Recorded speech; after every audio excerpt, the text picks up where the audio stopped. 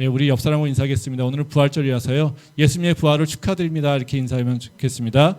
예수님의 부활을 축하합니다. 예수님의 부활을 축하합니다. 예. 오늘 정말 부활절 기쁜 날이죠. 그 예수님의 그 부활하신 그 새 생명이 그리고 우리에게 그 기쁨이 우리 캠퍼스의 모든 성도들에게 가득하기를 소망합니다. 이 부활절은 기독교 신앙에서 가장 중요한 날입니다. 예수님이 십자가 달려 죽으시고 다시 사신 날인데요.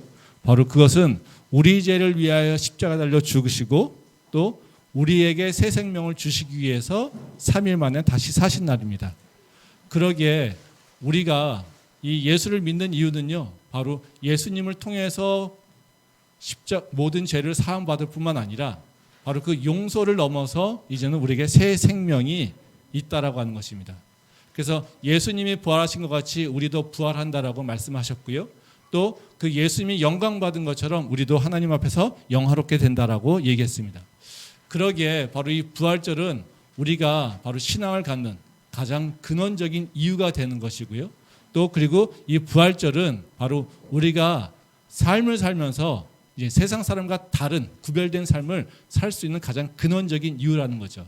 그래서 우리는 생명 없는 사람처럼 살아가는 것이 아니라 우리는 예수님이 부활하신 것 같이 우리도 그 죄에서 이제 죄의 그 죽음으로부터 다시 살아났기에 우리도 그 똑같은 생명을 누리며 살게 된다는 것입니다. 그러기에 우리는 이 부활을 믿는 사람으로서 이전과는 다른 완전한 새로운 생명을 새로운 삶을 살아야 되는 것입니다. 그것이 바로 우리가 믿는 기독교의 핵심 신앙입니다. 근데 이 부활절만 되면요, 항상 나오는 질문이 있습니다.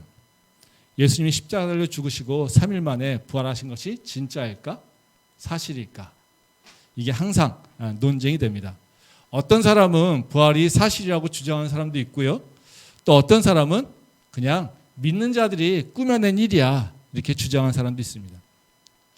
근데 이 논쟁은요, 바로 2000년 전에 예수님이 부활하신 그 사건이 일어나는 그 시대에도 이 논쟁은 있었습니다. 그러니까 부활이 사실인가 아닌가, 이것은 오래된 논쟁이라는 것이죠. 한번 생각해 봅시다. 우리가 이 논쟁을 계속 할 필요가 있을까요? 우리는 이것이 믿는 자는 항상 사실이야라고 하는 것을 주장하려고 계속 얘기합니다. 근데 또 아닌 사람은요, 절대 아니야, 이건 꾸며낸 얘기야, 교인들이 꾸며낸 얘기야, 이렇게 얘기를 한다는 거죠. 사실 이거는 논쟁할 필요가 없습니다. 왜요? 그 논쟁에서 답이 없기 때문에 그렇습니다. 믿는 사람은요, 끝까지 믿으려고 하고요, 안 믿는 사람은 끝까지 안 믿으려고 합니다. 그래서 무슨 얘기를 하더라도 사실 평행선을 달리는 것이 바로 예수 그리스도의 부활에 대한 얘기라는 거죠. 이거는 부활에 대한 얘기뿐만 아니라 역사적 진실이라고 하는 것, 역사적 사실이라고 하는 것에 대해서 논쟁할 때마다 사실 똑같이 일어나는 것입니다. 뭐 여러분들 생각해 보십시오. 김치가 한국 겁니까? 중국 겁니까? 한국 거 맞죠? 예. 근데 우리 그거 가지고 논쟁하지 않습니까? 중국하고. 그렇죠? 근데 그 김치가 중국 거라고 한 사람하고 그 김치가 한국 거라고 주장한 사람하고 논쟁하면 누가 입니까?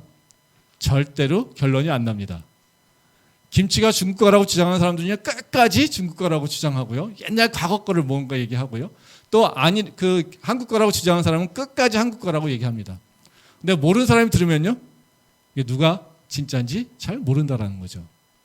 그렇지만 사실은 그것을 알고 믿고 하는 사람들은 절대로 흔들림 없이 자기 주장을 하게 됩니다. 그래서 합의된 결론을 도출할 수가 없습니다. 그게 역사적 사건 또는 역사적 사실이라고 하는 것을 두고 논쟁할 때 일어나는 일입니다. 그러니까 예수님의 그 부활에 대한 그 논쟁은 절대로 답을 찾을 수가 없다는 거예요. 합의된 결론을 할 수가 없다는 것입니다. 그래서 저는요, 우리가 예수 그리스도의 그 부활을 믿든지 믿지 않든지, 그럼 우리가 어떤 태도를 가져야 될까? 부활에 대해서 우리가 어떤 태도를 갖는 것이 좋은 일일까? 라고 하는 부분에 대해서 생각해 보려고 합니다. 바로 성경에 부활이 증거되어 있지만 그것이 믿어지지 않을 때는 어떤 태도를 가져야 될까? 그리고 부활이 믿어진다면 어떤 태도로서 무엇을 하면 살아야 될까? 이 말씀에 대해서 같이 생각해 보려고 합니다. 그럼 첫 번째로요, 예수님의 그 부활이 믿어지지 않는 경우 우리는 어떤 태도를 가져야 될까요? 아니야 하고 주장할까요? 저는 이렇게 권면드리고 싶습니다. 만일 내가 교회를 다니지만 예수 그리스도의 부활이 믿어지지 않는다면 한 발짝 조금 물러서 보자. 그리고 그게 사실인지 아닌지 예수님한테 한번 물어보자. 이렇게 좀 권면하고 싶습니다.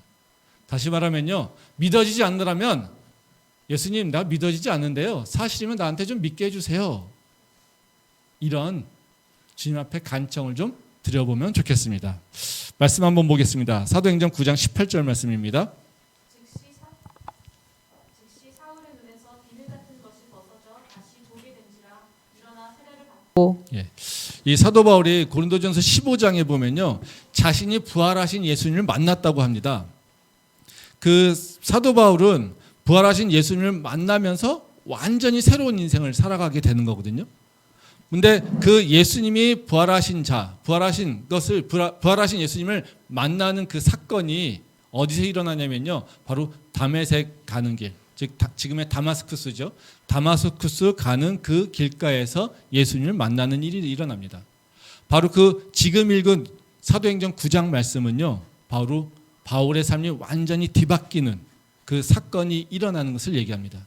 근데 여기 재밌는 건 뭐냐면요, 이 사도행전에서 사도 바울이 완전히 새로운 인생을 살아가는 그 사건이 일어나는 걸 표현하면서 결론적으로 그런 얘기를 합니다. 사울의 눈에서 비늘 같은 것이 벗겨져서 다시 보게 되었다. 이렇게 얘기합니다. 즉 사도 바울이 이전에는 예수님이 부활했다라고 하는 것도 믿지도 않고요, 예수님이 하나님의 아들이라고 하는 것을 믿지도 않았습니다. 근데 이제 다마스쿠스 가는 그 길에서 부활하신 예수님을 만났다라고 얘기합니다. 근데 그 사건을 어떻게 표현하고 있냐면요, 눈에 비닐이 벗겨진 것 같이 다시 보게 됐다, 이렇게 얘기를 한다는 거죠. 이거는 뭐 육체적 관점에서 얘기하는 것이 아니라 영적인 관점에서 얘기를 하는 거라고 믿습니다. 바로 그 사도 바울이 예수님의 부활을 믿게 된 것은 그의 눈이 장림되었다가 다시 뜨게 되는 일들이 일어났다라고 하는 것을 얘기하고 있다는 것이죠. 우리가 예수님의 부활을 믿게 되는 것은요, 우리의 지식으로 믿지 않습니다. 우리 열심히 연구하고 탐구해서 믿어지지 않습니다. 사도 바울이 경험한 것처럼요, 우리의 눈에 비닐이 벗겨져야 된다는 거죠. 다시 말하면 바로 예수님이 우리를 인도하셔서 성령께서 우리 마음을 감동시켜 주셔서 우리가 믿게 되는 일들이 일어나야지 된다는 거예요. 말씀 한번 보겠습니다. 요한복음 20장 25절 말씀 같이 보도록 하겠습니다. 다른 제자들이 그에게 이르되 우리가 주를 보았노라 하니 도마가 이르되 내가 그의 손에 못자국을 보며 내 손가락을 그 못자국에 넣으며 내 손을 그 옆구리에 넣어보지 않고는 믿지 아니하겠노라 하니라. 그 다음 27절과 29절 말씀 같이 보겠습니다. 도마에게 이르시되 내 손가락을 이리 내밀어 내 손을 보고 내 손을 내밀어 내 옆구리에 넣어보라. 그리하여 믿음 없는 자가 되지 말고 믿는 자가 되라. 도마가 대답하여 이르되 나의 주님이시요 나의 하나님이시이다. 예수께서 이르시되 너는 나를 본고로 믿느냐? 보지 못하고 믿는 자들은 복되도다 하시니라. 이 말씀은 제자인 도마가 예수님의 부활을 믿게 되는 과정을 설명하고 있어요.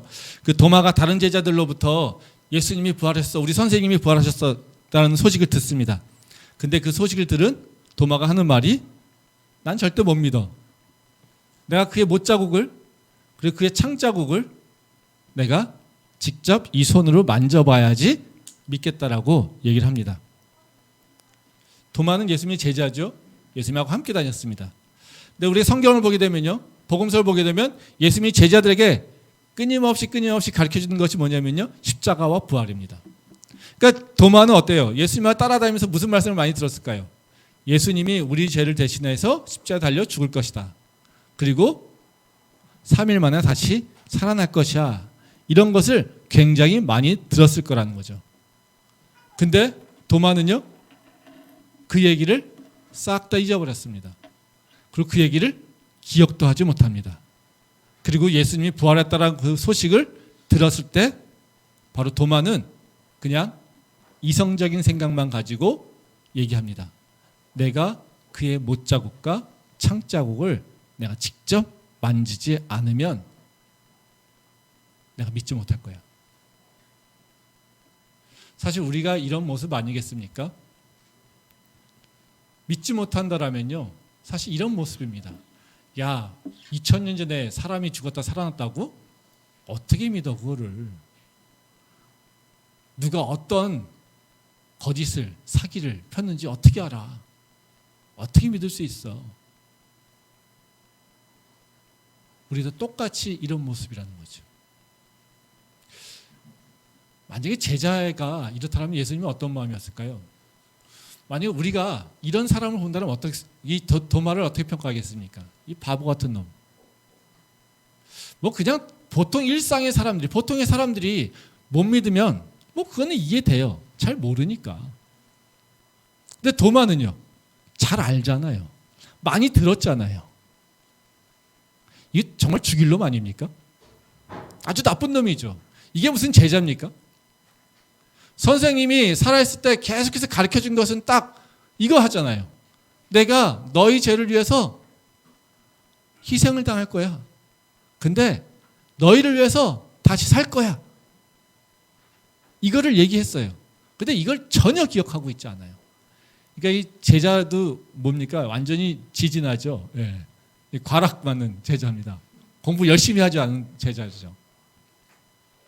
선생님이라면 어때요? 혼내야 되잖아요. 그렇죠? 예.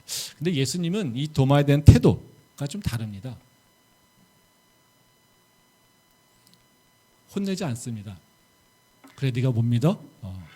그래, 와서 만져봐. 그러면서 하시는 말씀이 뭐예요? 믿음 없이 사는 것보다 믿음 있이 사는 게 좋다라고 얘기합니다. 그리고 예수님이 직접 도마에게 찾아가셔서 바로 당신의 못자국을, 당신의 창자국을 도마가 만지게 하신다라는 겁니다. 그럼 예수님이 우리를 대하는 건 어떻습니까? 우리가 믿지 않는다라고 비난하지 않아요. 예수님은요. 네가 부활을 안 믿어? 이런 나쁜 놈. 성경이 다 써있는데 안 믿어? 이런 나쁜 놈. 이렇게 얘기하지 않아요. 네. 예수님은 뭐 항상요? 우리가 믿는 사람이 되기를 원해요. 그 믿음으로 사는 것이 축복된 삶이라고 말씀하세요. 그러면서 그 믿음으로 우리를 초청하신다는 거예요. 한번 생각해 보세요. 우리가 부활이라고 하는 것은 절대로 내가 노력해서 믿어지지 않습니다. 그럼 어떻게 해결하겠습니까? 공부해서요? 해결되지 않아요. 잘 믿음 좋은 사람하고 논쟁해서요? 해결되지 않아요. 그래서 우리는 많은 경우요, 믿어지는지 믿어지지 않는지 우리는 사실 잘 생각하지 않아요. 교회에서도 부활절만 되면요, 어떤 크리스천들이 있습니까? 부활이 믿어지지 않는데 그냥 오늘도 똑같이 예전처럼 다녀요. 다른 사람이 믿는다고 하면요, 그냥 조용히 있어요. 왜? 교회 내에서 나 부활을 못 믿어 하면요, 공공의 적이 되잖아요. 그게 두려워서는 그런 경우 있어요. 근데 예수님은요, 그렇지 않다라는 거예요. 우리가 믿어지지 않으면요, 싸워서 아니다라고 주장하는 것보다 우리가 목적인 것은 내가 내 주장을 관철하는 것이 중요한 것이 아니라요, 아는 것이 중요하잖아요. 그리고 믿음을 잊지 사는 것이 중요한 거잖아요. 그러니까 믿어지지 않으면요, 다른 사람한테 얘기할 필요 없어요. 뭐요? 예수님한테 그냥 얘기하면 돼요. 사실이에요. 근데 내가 그걸 믿어지지 않는데요, 어떻게 믿을 수 있을까요? 그게 사실이라면 예수님 나한테 믿게 해주세요. 그 증거를 보여주세요. 주님 앞에 기도하는 게 맞는 거라는 거죠. 그러니까 우리는 부활에 대해서 논쟁하는 것이 아니라요, 예수님이 원하시는 것은요, 우리가 부활을 믿음으로 사는 그런 삶이 우리한테 원하신다는 것을 알고 있기에 우리가 믿어지지 않으면요, 주님 앞에 그냥 간청하면 됩니다. 그래서 우리 안에 혹시 예수님의 부활이 믿어지지 않는다라면 그냥 살짝 뒤로 물러나서 내 주장을 다 그냥 밑으로 다 깔아놓고요, 예수님, 내가 믿을 수 있도록 나에게 증거를 보여주세요. 이 기도를 하는 것이 우리가 해야 될 도리라고 믿습니다. 그러면 좋으신 예수님께서, 우리가 믿고 영생을 얻기를 원하시는 예수님께서 우리에게 그 증거를 우리 삶 가운데서 드러낼 것이라고 믿습니다. 그런 은혜가 우리 안에 있기를 소망합니다. 두 번째로요, 우리가 그런 부활의 믿음이 확실해요. 예. 그러면 어떻게 해야 될까요? 나 믿어. 나 그냥 잘 믿고 있어. 나는 쟤는 못 믿는데 나는 믿어. 난 그러니까 믿음 좋은 사람이야. 이렇게 살아야 될까요? 예. 그게 아니죠. 우리는 내가 믿는다라고 하는 것 자체에 만족감을 누리며 사는 것이 아니라요, 내가 진짜로 예수님의 그 부활을 믿는다라면 우리가 살아가야 되는 것은요, 바로 부활의 증인으로 서야 된다는 겁니다. 그게 우리가 해야 될 도리라는 것이죠. 말씀 한번 보겠습니다. 사도행전 2장 29절 말씀입니다. 29절부터 32절 말씀입니다. 형제들아, 내가 조상 다윗에 대하여 담대히 말할 수 있노니 다윗이 죽어 장사되어 그 묘가 오늘까지 우리 중에 있도다. 그는 선지자라 하나님이 이미 맹세하사 그 자손 중에서 한 사람을 그 위에 앉게 하리라 하심을 알고 미리 본고로 그리스도의 부활을 말하되 그가 음부의 버림이 되지 않고 그의 육신이 썩음을 당하지 아니하시리라 하더니 이 예수를 하나님이 살리신지라 우리가 다 이 일의 증인이로다. 예, 이 말씀은 사도 베드로가 그 오순절 성령 강림이 일어난 이후에 바로 설교하는 내용입니다. 이 사도 베드로의 그 설교 내용은요, 바로 그 성령의 강림과 그리고 예수님의 죽음과 예수님의 사역과 죽음과 부활에 대해서 얘기를 하고 있어요. 근데 그 예수님의 그 부활을 뭐를 통해서 증명하고 있냐면요, 시편에 있는 말씀을 통해서 기록하고 있습니다. 그 시편에 기록된 것 같이 예수님께서 부활하셨다. 그리고 예수님께서 지금 하나님의 우편에 앉아 계셔서 우리를 인도하고 계시다라고 얘기하고 있어요. 근데 이 부활에 대한 얘기를 하면서 베드로가 시편의 말씀으로 끝내는 것이 아니라 뭐라고 얘기하냐면요, 마지막에 그런 얘기합니다. 이 예수를 하나님이 살리신 자시라 우리가 다 이 일의 증인이로다. 즉 다시 말하면 자기가 증인이라고 내가 지금 증거를 내세우겠다라고 얘기하고 있다는 겁니다. 즉 이 부활에 대해서 사도 베드로의 태도는요, 두 가지의 태도가 있습니다. 하나는 뭐냐면요, 말씀을 통해서 부활의 증거를 얘기합니다. 즉 시편의 말씀을 통해서 바로 그 예수님의 부활이 그냥 꾸며낸 얘기가 아니라 하나님께서 예견하신 그 일이라고 하는 것을 지금 증거하고 있어요. 근데 그걸로 끝내지 않습니다. 또 다른 하나는 뭐냐면요, 바로 우리가 그것의 증인이라고 선포한다라는 것입니다. 우리가 부활을 믿는다라고 하면요, 우리가 갖고 있는 태도는 뭐냐면요, 뭔가 알아가지고 어떤 기록이나 또는 어떤 책이나 누구의 설교나 누구의 주장이나 이런 걸 통해 가지고 예수님이 부활하신 거 맞아 이렇게 주장하는 경향이 있습니다. 뭐 과거에 무슨 고대 누구의 그 역사학자가 이런 얘기했다고 믿어 이렇게 얘기하려고 하는 경향이 있다는 거죠. 근데 그것도 중요합니다. 근데 아까 얘기했듯이 그런 주장은요, 절대 들려지지 않습니다. 받아들이지 않습니다. 근데 사도 베드로는 그래서 뭐라고 하냐면요, 내가 증인이야. 내가 증인이야. 내가 증언할 수 있어. 이렇게 고백하고 있다는 것입니다.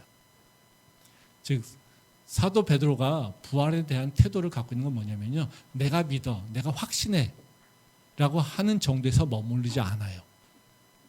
과거의 말씀을 보고 난 믿고 있어 이걸로 만족하고 있지 않다라는 거예요. 사도 베드로는 뭐요? 내가 믿을 뿐만 아니라 내가 증인자야. 우리가 해야 될 궁극적인 일은 뭐냐면요, 믿는다라고 증거를 찾아내는 자가 아니라 내가 증인자라고 하는 그 증언자로, 증거자로 우리가 일어나야 된다는 것입니다. 그게 부활을 믿고 있는 자가 가져야 될 태도라는 것이죠. 우리 캠퍼스의 모든 성도들이 2021년도 부활절을 맞이해서 바로 이 사도 베드로가 일어난 것 같이 바로 예수님의 그 부활의 증인자로 일어날 수 있기를 소망합니다. 그때 우리 삶 가운데 그 예수 그리스도의 그 새 생명이 우리 주변에 다시 일어날 것을 믿음으로 고백합니다. 그러면 문제는 뭡니까? 우리가 어떻게 부활의 증인자로 일어날 것이냐? 이것이 문제죠. 어떻게 증인자 될까? 이런 겁니다. 우리의 삶이 당연히 바뀌어야겠죠. 근데 그냥 바뀌는 것이 아니라요. 우리 삶 가운데 예수님이 주신 그 생명과 그 자유가 우리 삶을 이끌어가는 새로운 가치로 변해가야 된다는 겁니다. 즉 내가 예전에는요. 생명과 자유라고 하는 것의 가치를 별로 그렇게 두지 않았어요. 중요하게 여기지 않았어요. 기억하지도 않았어요. 근데요. 우리가 예수 그리스도의 그 부활을 알게 되면요. 그 생명이 얼마나 소중한 것인지 그리고 그 자유가 얼마나 소중한 것인지를 알고 그것을 따라 살아가는 삶으로 받게 된다는 것입니다. 즉 세상 사람들이 원하는 돈과 이런 것들만 주장하는 것이 아니라 내가 받은 새로운 생명, 내가 하나님께 받은 바로 그 자유, 이것을 소중히 여기는 삶으로 가야 된다는 겁니다. 말씀 보겠습니다. 사도행전 2장 14절 말씀입니다. 베드로가 11사도와 함께 서서 소리를 높여 이르되 유대인들과 예루살렘에 사는 모든 사람들아 이 일을 너희로 알게 할 것이니 내 말에 귀를 기울이라. 43절 2장 43절 말씀 보겠습니다. 사람마다 두려워하는데 사도들로 말미암아 기사와 표적이 많이 나타나니. 이 지금 읽은 사도행전 2장의 말씀은요. 바로 그 성령 강림한 이후에 바로 그 교회가 형성되는 것들에 대한 얘기가 나오고요. 그 사이에 바로 사도 베드로의 설교 얘기가 나옵니다. 근데 이 말씀을 보게 되면요. 지금 그 14절과 43절 말씀이 일어나는 걸 보게 되면요. 바로 사도들이 예수님이 부활한 이후에 어떤 상황, 어떤 환경에 직면했는지를 잘 보여주고 있습니다. 이 사도들이 그리고 예수를 믿는 자들이 지금 직면한 상황은 뭐냐면요. 두려움이었습니다. 예수님이 십자가에 달려 죽으셨습니다. 그랬더니 그 제자들, 그를 따르던 자들에게 왔던 건 뭐냐면요. 죽음, 박해였어요. 그래서 이 제자들은요. 모두 두려워했어요. 43절 말씀에 보면 뭐라고 얘기합니까? 사람마다 다 두려워해요. 또 사도행전 1장에 보면요. 바로 이 베드로도 이 사도들도요. 다 다락방에 숨어 있는 상태입니다. 근데요. 이 사도들의 행동은요. 세상에 죽이려고 하는 그 위협과 협박, 그래서 그것에 눌려서 마음에 두려움이 가득한 상황, 이 상황에 눌리지 않았다라는 겁니다. 그 두려움에 굴복당하지 않았다라는 거예요. 오히려 사도들은요. 자신을 죽이려고 한 유대인들 앞에서 지금 예수님이 부활했다라고 하는 것을 증언하고 있습니다. 성령이 내려와서 방언이 일어나니까 사람들이 저자들이 술 취했나라고 비난하고 조롱하니까 그 요엘서를 들어서 성령이 우리에게 임재하는 것이 하나님의 역사고 예수님께서 바로 예견하신 일이라고 하는 것을 담대히 얘기합니다. 그리고 너희가 예수를 죽였다고, 너희가 하나님의 아들을 죽였다라고 담대히 얘기하고 있다는 겁니다. 즉 다시 말하면요. 사도들이 우리 그 삶 속에서 보게 되면 세상의 여러 가지 질시와 조롱과 압박과 위협들의 두려움을 갖고 있지만 예수님의 부활을 알고 그 성령의 충만함으로 그 예수 그리스도의 부활이 확신이 됐을 때 그들은 절대로 그 두려움에 굴복하지 않았다는 것입니다. 왜냐하면요. 예수님의 그 부활을 통해서 그들이 새 생명을 얻고 있기 때문에 그렇다는 것입니다. 이게 어찌 이렇게 이런 일이 일어날 수 있겠습니까? 제가 요새 그 미얀마를 보면 정말 한쪽의 마음에는 되게 마음이 아프고요. 또 한쪽으로는 되게 놀랍습니다. 그리고 기대가 있습니다. 뭐 연일 뭐 미얀마 뉴스를 전 뭐 매일같이 미얀마 뉴스를 보는데요. 지금 뭐 사망자는 비공식적으로 한 1000명 가까이 되지 않을까 이런 생각을 하고 있고요. 공식적으로 한 600명 정도 되고 있습니다. 500명이 넘어가고 있으니까요. 근데 미얀마 사람들은요. 굉장히 겁이 많은 사람이에요. 사실은요. 제가 보면. 그리고 그 공권력이라든가 이런 것들에 대해서 굉장히 순종적인 사람들이에요. 위의 사람들에 대해서 되게 저항하거나 반항하는 사람들이 아니에요. 굉장히 유순한 사람들입니다. 그리고 그 공적 권력에 대해서 굉장히 두려움을 갖고 있는 사람들이에요. 근데 1000여 명 이상이 죽어가는 상황에서도 그 총을 겨누면서 죽이려고 하는 그 군부 앞에서 그들이 절대 물러나지 않는다는 거예요. 이 어떻게 이런 일이 일어날까? 제가 그 양곤경제대하고 이제 컨퍼런스 하면서 여러 가지 뭐 발표했지만 제가 기억나는 하나의 반응은 뭐냐면요. 한 2017년도 8년도 된 것 같아요. 한 2, 3년 된 것 같은데요. 예. 그때 저희 팀에서 발표한 논문 중에 하나가 뭐냐면요. 미얀마의 부패 상황입니다.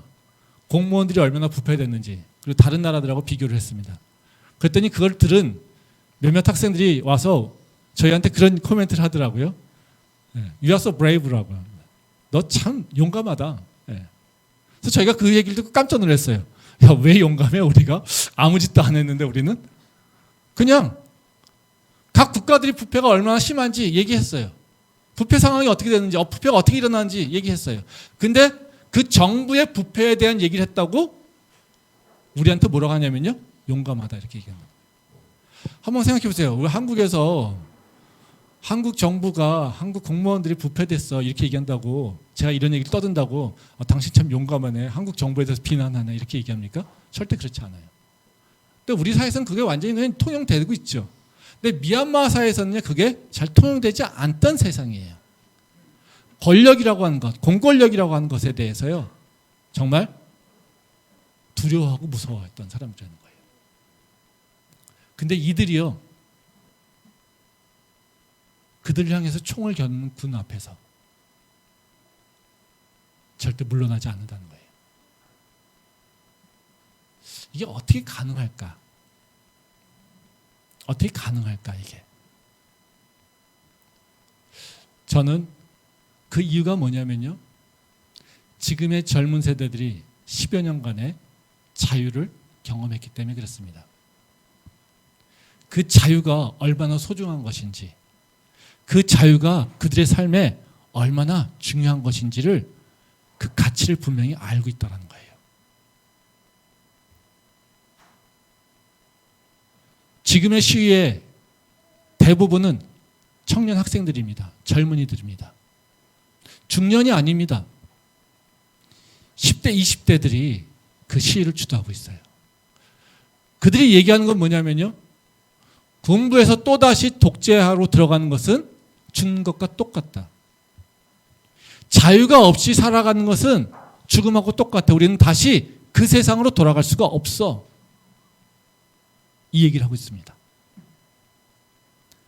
그들에게 자유가 얼마나 소중한지 그들은 알고 있다는 것이죠.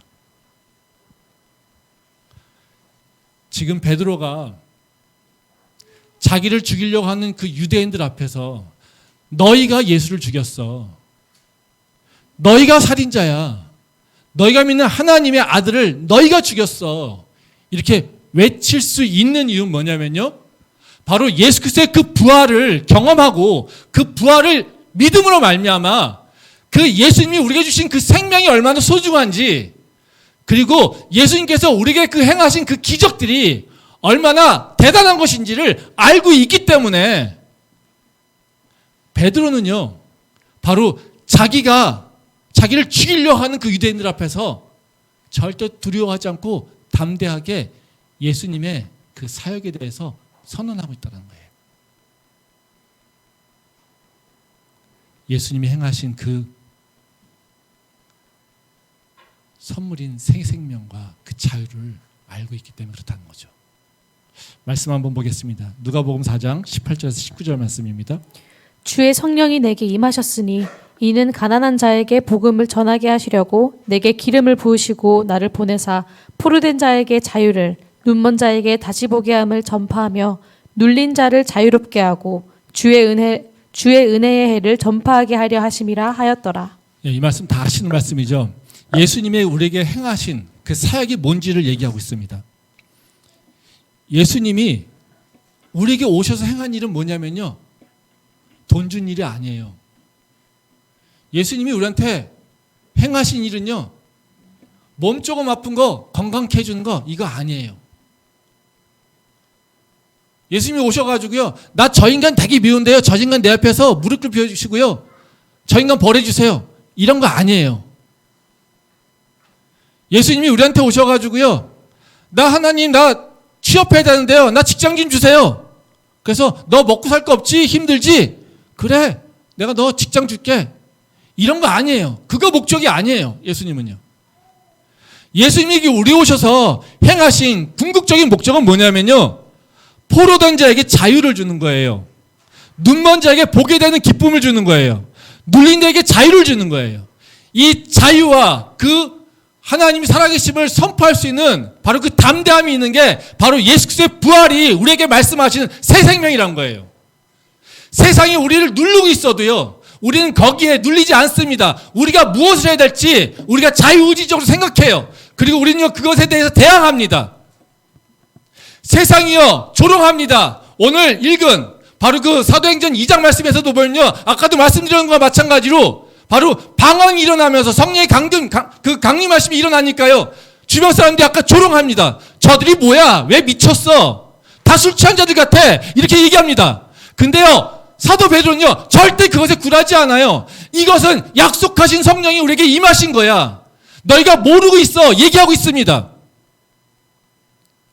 예수님께서 십자가에 왜 달려 죽으십니까? 우리가 죄에 묶여있기 때문에 아닙니까? 우리가 원하지 않아도 계속해서 죄 짓고 있기 때문에 그렇지 않습니까? 우리가 어쩌다 한번 우리가 육체에 묶여 있어서 죄를 지기 시작합니다. 그 굴레에서 벗어날 수 없습니다. 이게 포로된 자 아닙니까? 그 알량한 육체의 욕심 때문에, 그 정욕 때문에 우리는 의로움과 정의를 다 눈 감고 있지 않습니까? 이게 뭡니까? 자유가 없는 거 아닙니까? 세상이 나를 어떻게 평가할까 두려워서 우리는 내가 원하는 거, 내가 해야 될 일 못하고 있지 않습니까? 세상 사람들이 나를 평가하는 것이 두려워서 우리는 마음대로 못합니다. 그게 포로된 자고 눌린 자죠.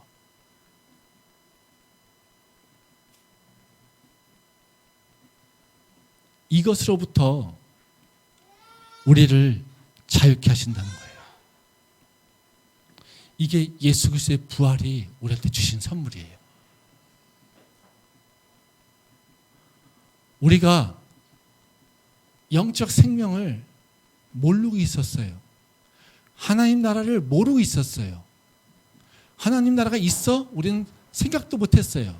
그저 이 땅의 인생이 마지막 끝인 것 보냥, 이곳에서 그냥 어떻게 하면 조금이라도 잘 먹고 잘 살까, 이것에 대해서 고민하고 살아요. 근데 예수님께서 우리한테 뭐라고 하십니까? 이 땅이 끝이 아니야. 이 땅이 너의 인생이 전부가 아니야. 우리가 두려워하는 이 육신의 죽음 이후에도 삶이 있다는 거, 세상이 있다는 걸 우리에게 말씀해 주시다는 거예요. 그래서 우리는요, 세상 사람들은 보지 못하는 걸 우리는 보고 삽니다. 그게 사도 바울과 같이 눈에 비닐이 벗겨지는 일들이 일어나게 된 거라는 거죠. 예수님이 우리에게 오셔서 행하신 일은 우리가 세상에 묶인 자로 살아가는 것이 아니라요, 우리가 이제는 예수님이 주신 그 생명을 소중히 여기고요, 예수님이 주신 그 자유를 누리는 거예요. 예전엔 내가 생명이 없었어. 그러니까 이 생명 지켜야 돼. 내가 예전엔 자유가 없었어. 근데 예수님이 십자가로, 그 부활로 나에게 자유를 주셨어. 그 자유를 지키려고 살아야 돼요. 어둠들이 우리에게 공격 들어오는 건 뭡니까? 바로 그 생명을 놓으라고, 그 자유를 놓으라고. 다른 것을 빼앗는 것이 아닙니다. 우리가 예수님에게 받은 그 생명과 그 자유를 빼앗으려고 한다는 것입니다. 그렇다면 우리가 증언자로 산다라는 건 뭐겠습니까? 나는 예수님이 주신 새 생명이 있어. 그 새 생명을 내놓으면 돼요. 나는 너희랑 다르게 예수님이 주신 자유가 있어. 그 자유를 내놓으면 돼요. 보여주면 돼요. 우리 삶에서 입으로 예수님이 부활하셨다라고 증언하는 것이 아니라요. 그것을 넘어서요. 나는 생명이 있는 자야. 그렇기 때문에 죽는 자와 달라. 나는 하나님 나라에 속한 자야. 그래서 땅에 속한 너희들과 달라. 나는 자유가 있는 자야. 그래서 포로된 자 너희가 너랑 달라. 그래서 다른 선택을 하는 겁니다. 뭐를요? 생명을 지키려고, 자유를 지키려고. 그것이 우리가 해야 될 일이라는 것입니다. 부활절은 단순하게 우리한테 기쁨만 주는 그런 날은 아닙니다. 부활절은요, 우리에게 새 생명 얻은 것과 자유를 얻은 것에 대한 기쁨이 있을 뿐만 아니라 그 부활의 증언자로 우리가 일어날 것을 요구하고 있습니다. 우리 캠퍼스 열매는 기쁨을 넘어서 이제 사도 베드로가 고백하는 것처럼 예수 그리스도의 그 부활의 증인자로 일어날 수 있기를 소망합니다. 기도하겠습니다.